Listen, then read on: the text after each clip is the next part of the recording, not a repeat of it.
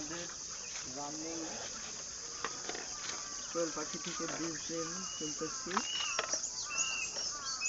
সবসময় আপনারা আসর আজানের পর ডিম সংরক্ষণ করার চেষ্টা করবেন। সাধারণত কোয়েলে ডিম দিয়ে থাকে আসর আজানের পরই সম্পূর্ণ ডিম পাওয়া যায়।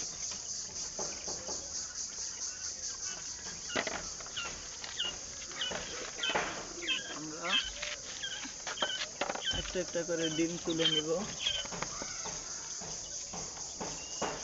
দেখেন দর্শক, আমরা এই কয়টা ডিম পেয়েছি।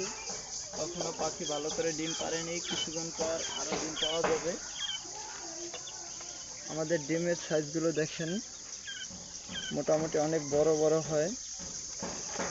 আর এখানে সবগুলো ডিমই বীজ ডিম, এখান থেকে এগুলো থেকে আমরা বাচ্চা উৎপাদন করব।